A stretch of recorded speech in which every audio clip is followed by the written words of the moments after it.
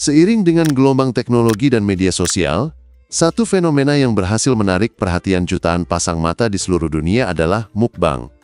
Istilah ini, yang berasal dari Korea Selatan, menggabungkan kata mukja, makan, dan bangsong, siaran, menciptakan sebuah genre konten yang kini menjadi sumber hiburan dan pendapatan bagi ribuan kreator. Di permukaan, mukbang tampak sebagai hiburan yang sederhana, menonton seseorang melahap makanan dalam porsi besar. Namun, di balik sajian lezat yang memanjakan mata, tersembunyi realitas kelam yang menelan nyawa.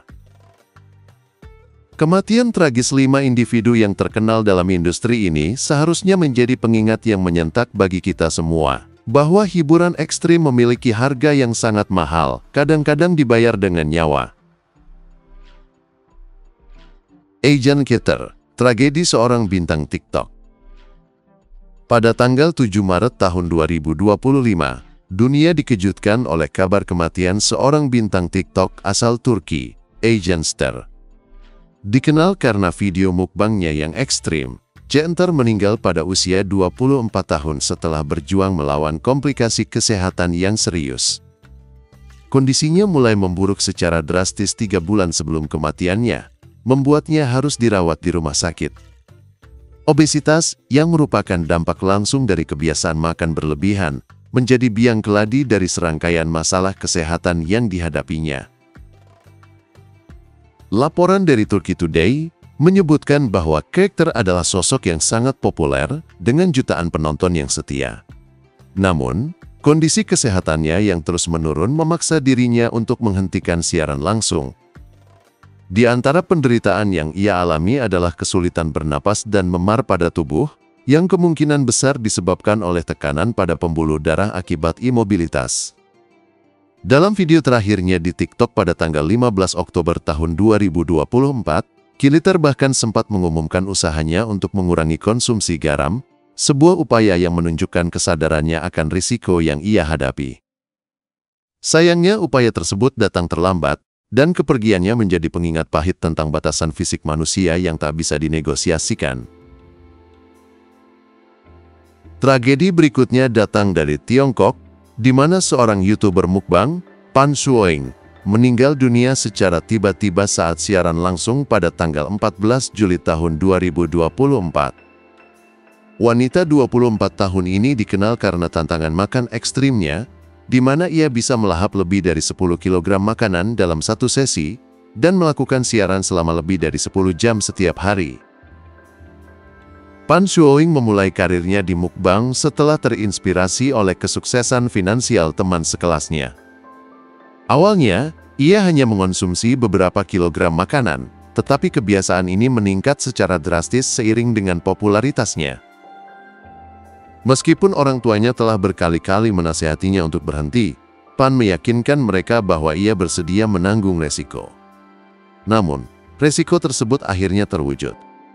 Sebelumnya, ia pernah dilarikan ke rumah sakit karena pendarahan perut yang parah. Namun, hanya sehari setelah keluar dari rumah sakit, ia kembali melakukan kebiasaan makannya yang ekstrim. Otopsi mengungkapkan fakta mengerikan. Perutnya telah cacat dan penuh dengan makanan yang belum tercerna.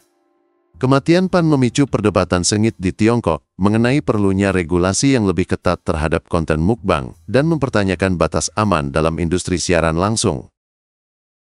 Filipina juga kehilangan salah satu bintang mukbangnya, Manuel Dongs Apatan, yang dikenal sebagai Dongs 4DFB.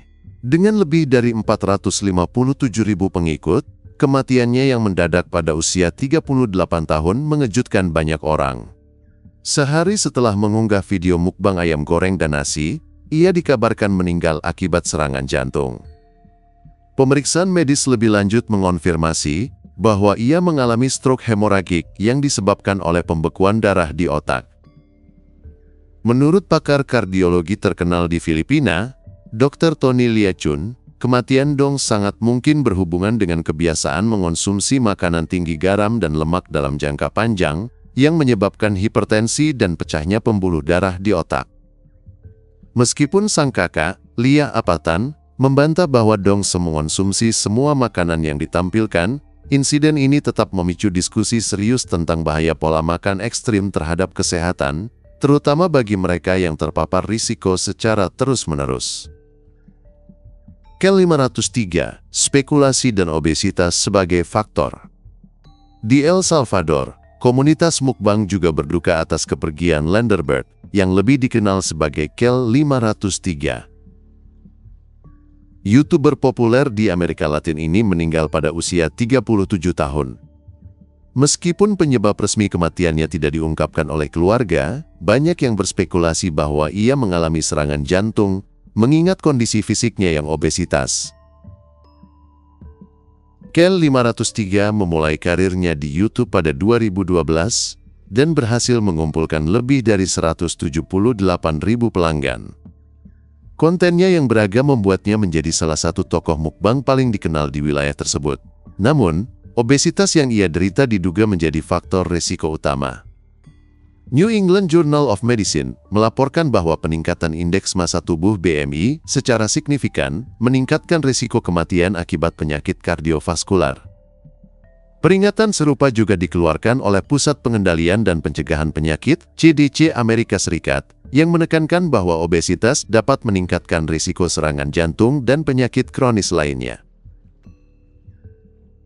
Kasus terakhir melibatkan Harris Wolobah, seorang remaja dari Massachusetts, Amerika Serikat. Ia meninggal setelah mengikuti One Chip Challenge yang viral di media sosial. Pada tanggal 1 September tahun 2023, remaja sekolah menengah ini mengonsumsi keripik tortilla yang sangat pedas dari merek Pakui.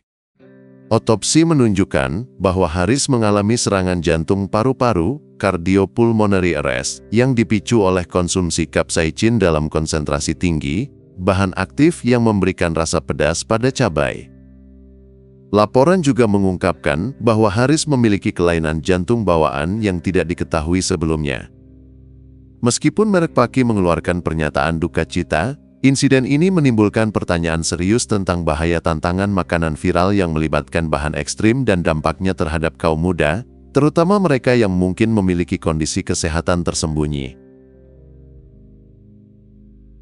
5 kisah tragis ini bukan sekadar statistik, melainkan narasi pilu tentang harga yang dibayar demi popularitas dan hiburan. Di balik layar, di mana jutaan tontonan dihasilkan, tersembunyi realitas bahwa tubuh manusia memiliki batasan yang tidak dapat dilanggar. Fenomena mukbang, yang awalnya terlihat tak berbahaya, kini menunjukkan sisi gelapnya yang mematikan. Kisah-kisah ini memprovokasi kita untuk merenungkan kembali pandangan kita terhadap hiburan, media sosial, dan kesehatan. Apakah tontonan yang kita nikmati sepadan dengan risiko yang dihadapi oleh para kreator? Sejauh mana kita, sebagai konsumen, turut andil dalam mendorong para kreator untuk melampaui batas demi konten yang lebih sensasional? Mukbang bukan lagi sekadar acara makan-makan yang menyenangkan, tetapi menjadi cermin yang merefleksikan nilai-nilai masyarakat modern yang rela menukar kesehatan dan bahkan nyawa demi popularitas, pendapatan, dan hiburan sesaat. Sudah saatnya kita memprovokasi diri kita sendiri dan bertanya, apakah ini adalah jenis hiburan yang kita inginkan?